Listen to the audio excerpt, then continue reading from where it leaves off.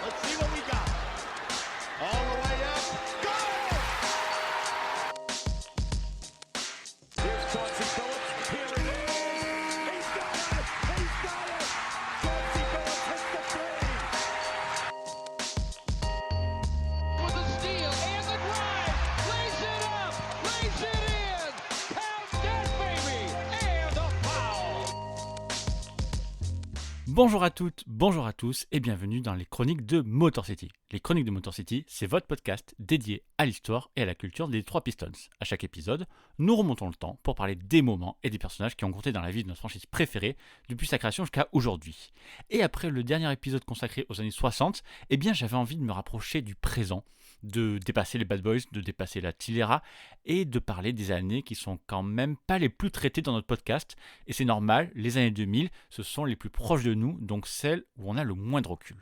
Mais justement, dans ces années 2000, en plein dans la série des 6 finales de conférence consécutives des Pistons, eh bien il y a une saison qui m'intéresse particulièrement, c'est la saison 2005-2006, celle dont j'aimerais qu'on parle aujourd'hui. Cette saison, elle est intéressante pour plusieurs raisons. D'abord, c'est la saison post-Larry Brown qui part après l'échec en finale 2005. C'est donc la première saison d'un nouveau coach, en l'occurrence Flip Saunders, qui va changer énormément de choses dans la maison Pistons, avec certaines réussites, mais aussi pas mal d'échecs. Et puis surtout, ça m'intéresse parce que c'est la saison de tous les extrêmes, puisque les Pistons signeront cette année-là le meilleur bilan de leur histoire sur une saison régulière, avec 64 victoires, sans jamais perdre plus de 2 matchs de suite. Mais de l'autre côté, ils feront des playoffs pas du tout à la hauteur des attentes. Donc, je pense qu'il y a beaucoup de choses à voir sur cette saison 2006 qui sert peut-être un peu de bascule entre le succès de l'équipe en 2004 et ensuite ces échecs répétés en finale de conférence des années suivantes. Et puis, c'est important parce que c'est aussi la dernière saison complète du fameux 5 Billups, Rip, Prince et Des Wallace. Donc, quelque part, cette saison-là, ça marque la fin du groupe que beaucoup d'entre nous ont énormément aimé et ont peut-être même commencé à aimer les Pistons avec eux. Donc, évidemment, on aura l'occasion de parler du bilan comptable, parce que dépasser 60 victoires, c'est quand même historique chez les Pistons. On parlera de Flip Saunders, le personnage principal, et de son coaching, qui sont des points souvent oubliés de cette époque-là. Et puis, ça sera aussi intéressant de se demander où est-ce qu'on place vraiment cette saison, on va dire à 2 visages, dans l'historique de la franchise. Donc, cette saison 2006, un record de victoires, mais rien d'autre. Eh bien, réponse, ou au moins tentative de réponse, dans l'épisode 61 des Chroniques de Motor City.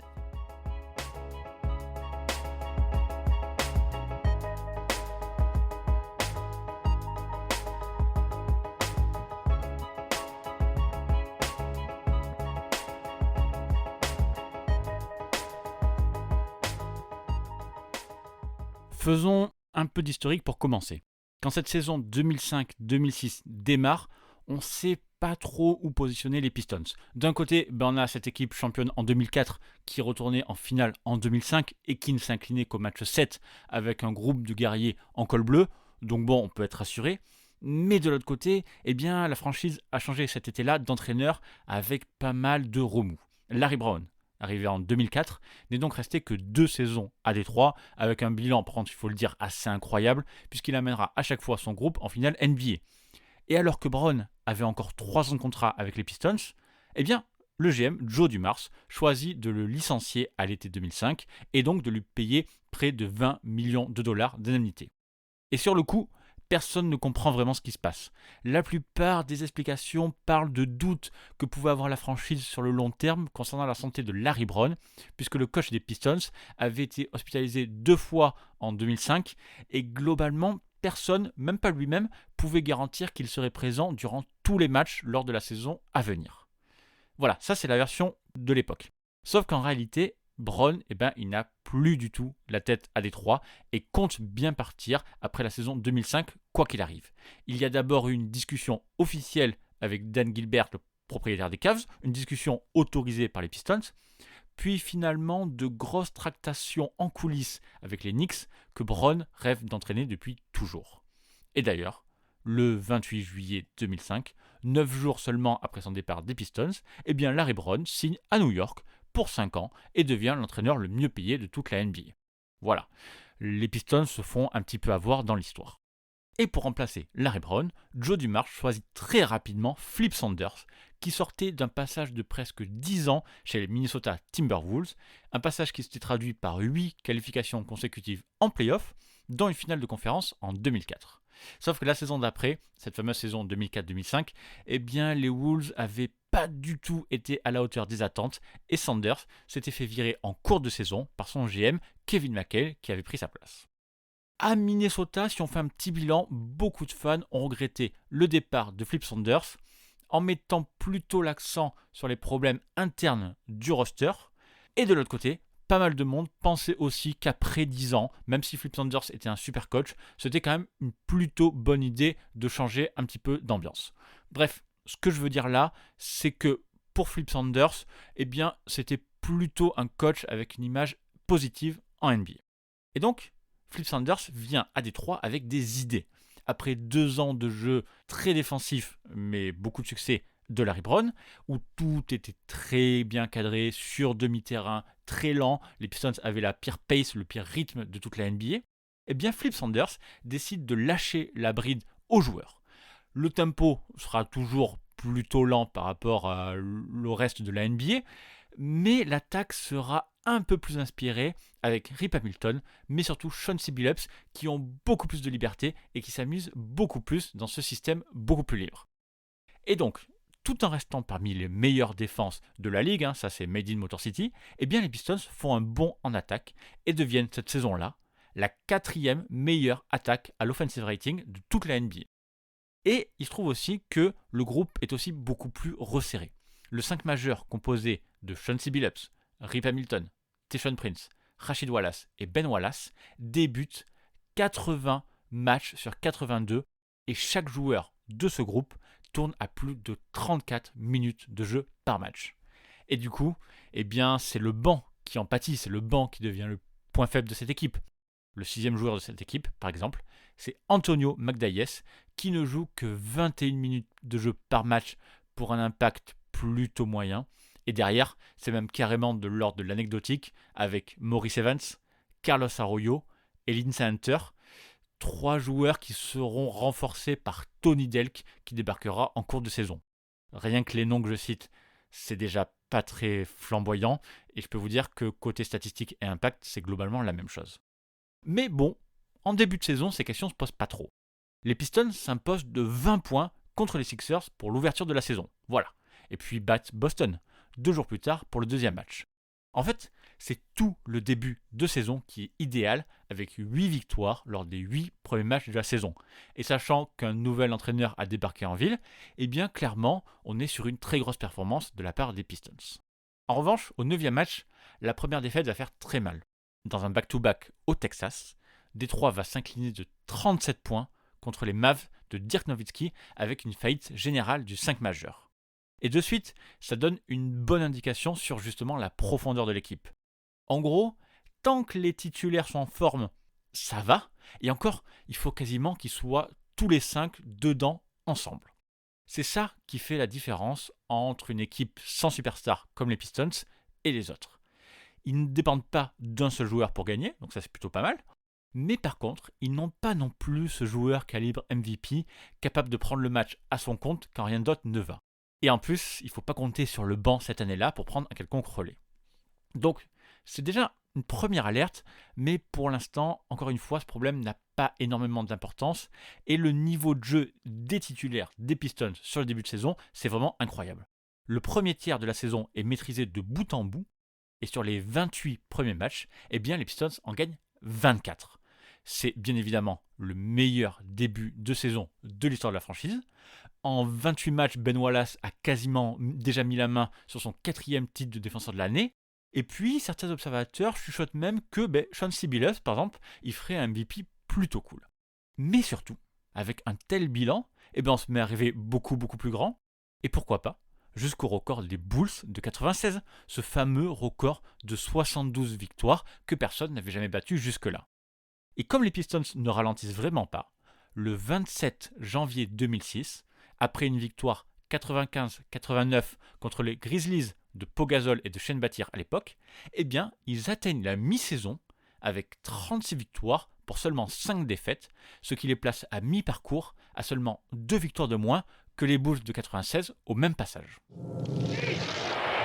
You already know they're the best starting five in basketball, but did you know they've now started 51 straight games together? That's a big number. Are they impressed?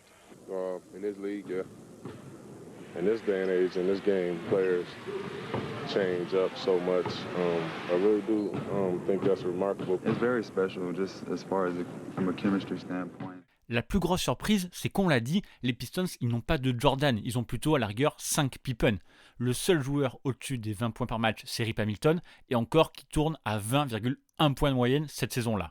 Leur banc est très très limité, donc oui, les Pistons faisaient partie des contenders à l'Est, mais personne ne les imaginait si dominants et encore moins susceptibles de taper le record NBA. En tout cas, ce match de mi-saison contre Memphis fait partie d'une série de 11 victoires consécutives de Détroit, sachant qu'ils avaient déjà gagné 8 puis 9 matchs consécutifs un peu plus tôt dans la première partie de la saison. Et tout ça nous amène doucement au All-Star Game.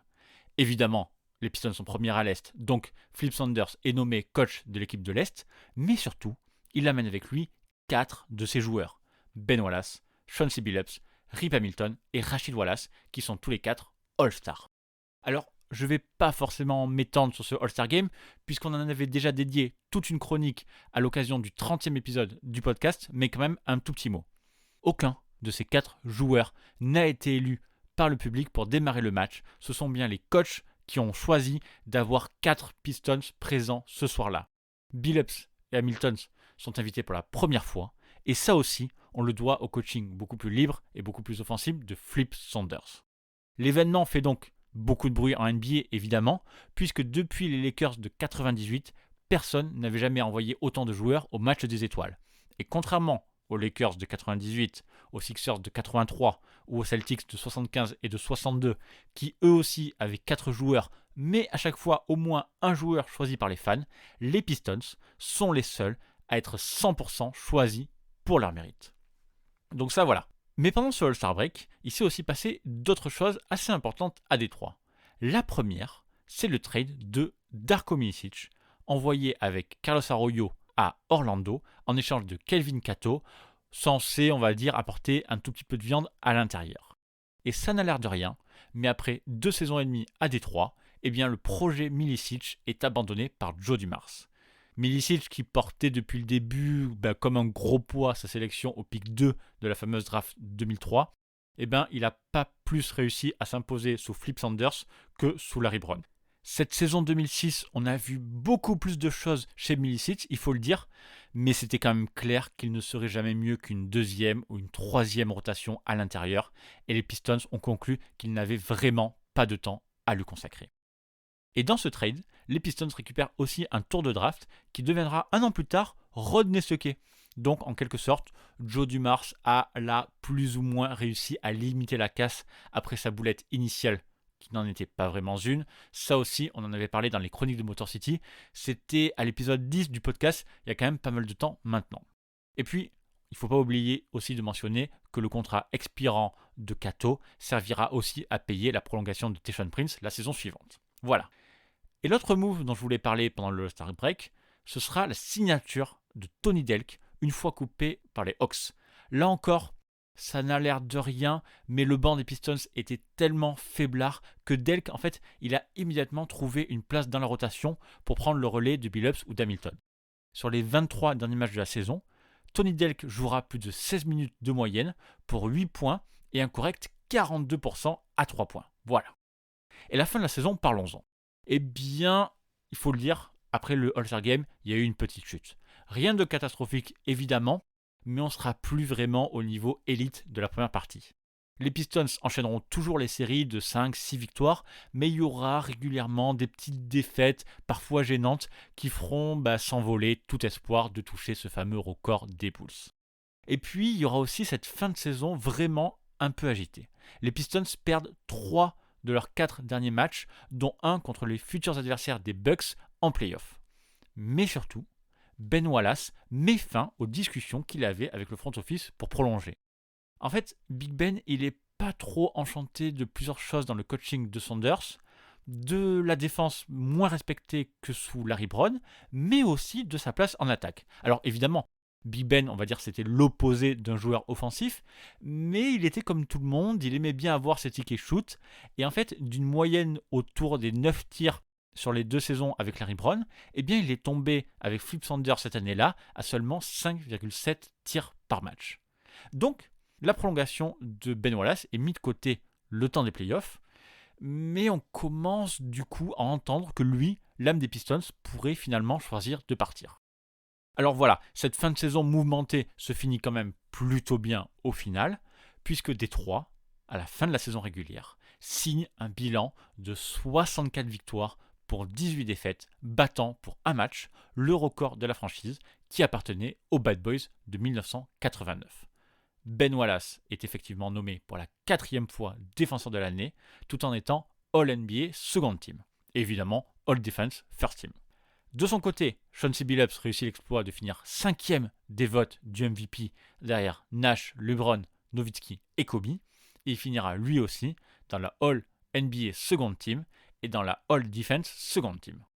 Et je vous avoue que j'ai revu pas mal de matchs pour préparer ce podcast, et vraiment, voir Billups dans l'attaque de Flip Saunders, eh bien, c'était carrément un régal. C'est assez surprenant, mais cette équipe de Détroit 2006 était d'une propreté incroyable.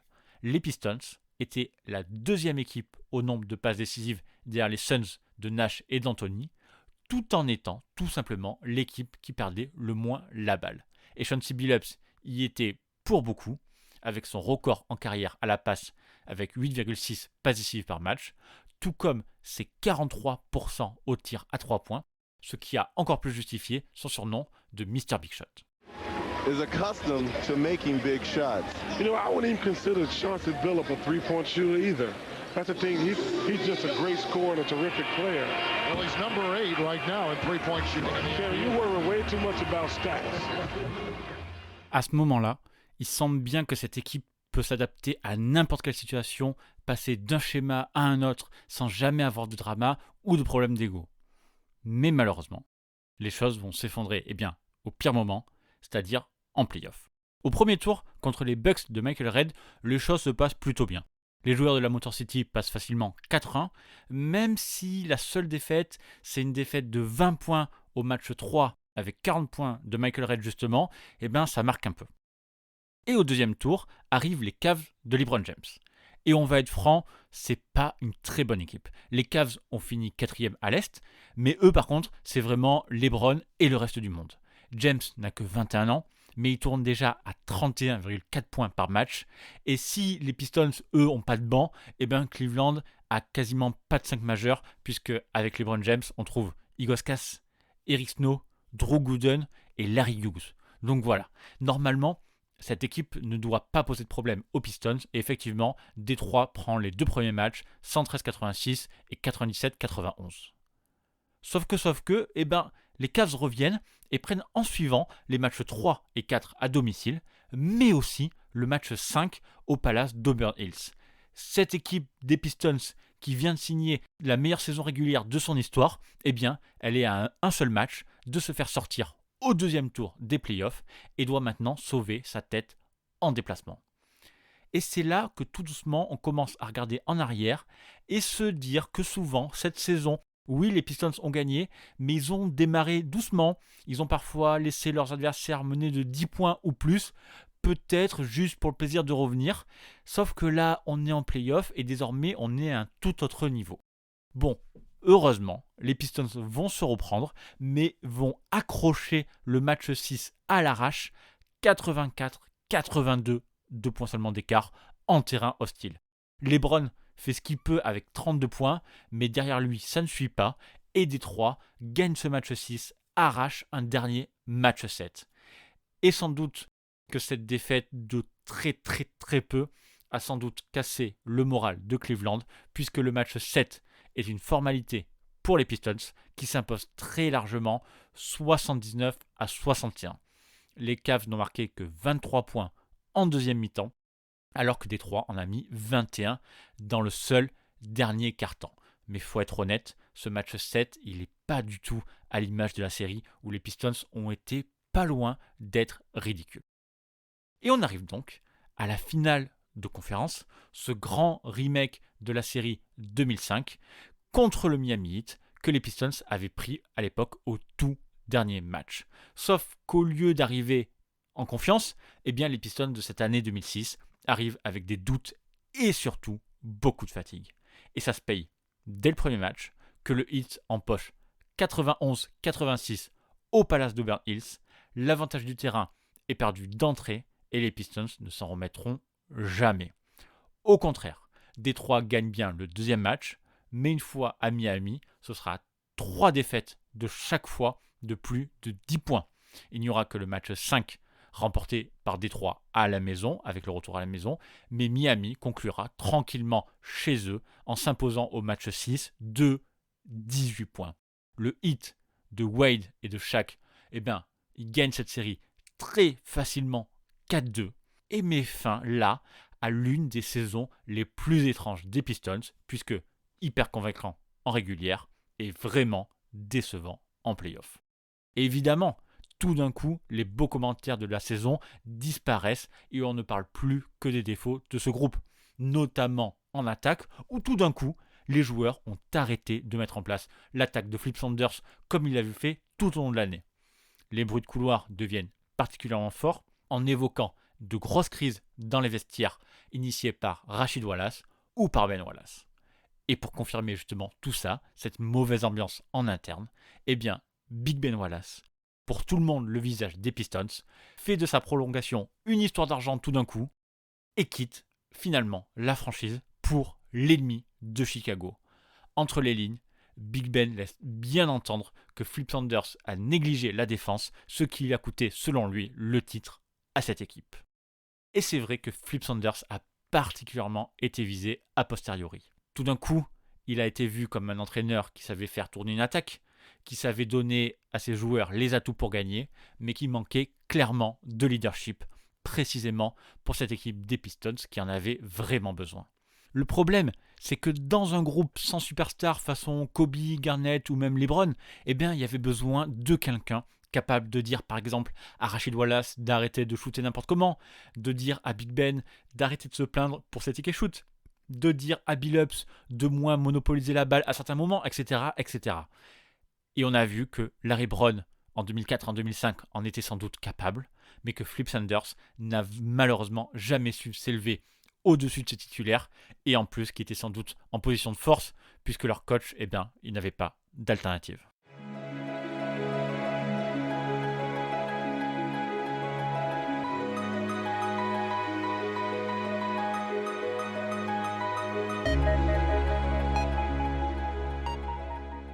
De longues années après, très longtemps après, Rashid Wallace a mis les mots sur ce qu'il pensait à l'époque de Flip Saunders et de la raison pour laquelle eh bien, les Pistons n'avaient pas réussi à accrocher un autre titre après 2004.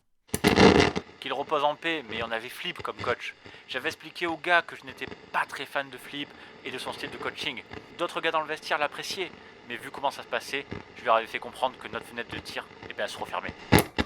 Alors, Rashid Wallace est peut-être un peu injuste, surtout que lui est resté les 2 saisons suivantes où Flip Saunders a continué à coacher les Pistons. Mais malgré tout, on peut dire que oui, finalement, il avait raison, vu la manière dont les choses se sont déroulées. Alors maintenant, que doit-on retenir de cette saison des Pistons ?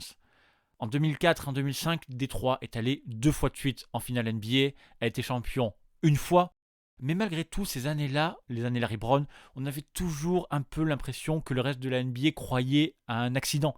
Cette équipe sans superstar n'avait pas vraiment sa place à de telles hauteurs en NBA. On ne veut pas se plaindre plus que ça, mais en fait, il y avait très peu de considération pour le titre des Pistons à l'époque, il faut le dire. Et puis, en 2006, les choses ont un peu changé. Cette année-là, avec les 64 victoires et les 4 sélections au All-Star Game, eh bien, les gens ont vraiment compris que les Pistons étaient vraiment l'une des meilleures équipes de la NBA. Alors qu'en fait, on ne le sait pas vraiment, mais à ce moment-là, ce groupe est doucement sur la pente descendante. C'est ironique, mais c'est au moment où les gens pensaient que les Pistons allaient gagner que Détroit a vraiment commencé à perdre.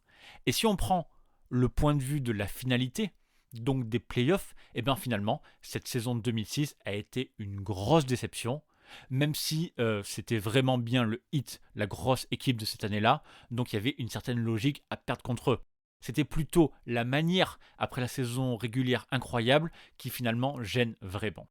Mais si on arrive à écarter ces playoffs ratés, on a quand même une excellente saison régulière avec l'un des meilleurs jeux offensifs, non pas de cette période des Pistons, mais même de toute l'histoire de la franchise. En fait, on a souvent parlé des purges de 2004, de ces matchs hachés à moins de 75 points encaissés, qui oui, ont leur charme, c'est clair, mais il faut le reconnaître, ils sont parfois un peu difficiles à regarder aujourd'hui. En revanche, si on se refait des matchs de 2006, et je vous encourage vraiment à le faire, c'est presque le contraire. Les Pistons étaient une très belle équipe de demi-terrain, fluide, relativement efficace, et qui était d'une propreté absolue, on l'a dit vraiment plus tôt. Et puis, je l'avais dit en intro, mais il ne faut pas l'oublier, ce sera aussi la dernière fois que nous verrons ce groupe ensemble sur un terrain, puisqu'après le départ de Ben Wallace, eh bien c'est tout l'esprit de la Going to Work era qui disparaît. Donc voilà. On va s'arrêter là. J'espère que ce podcast vous a plu et je serais très curieux d'avoir votre avis sur la saison 2006 des Pistons, justement. Savoir si vous vous rappelez plutôt du record, plutôt de la très belle attaque de Flip Saunders ou plutôt de l'échec un peu gênant en playoff. Avant de finir ce podcast, je vais en profiter cette fois-ci pour faire un petit coucou à Ellie, 6 ans et demi, qui normalement écoute ce podcast avec son père sur la route de la piscine. On compte sur lui, maintenant, on lui met un peu la pression, pour prendre la relève un jour comme fan numéro 1 des Pistons, pourquoi pas.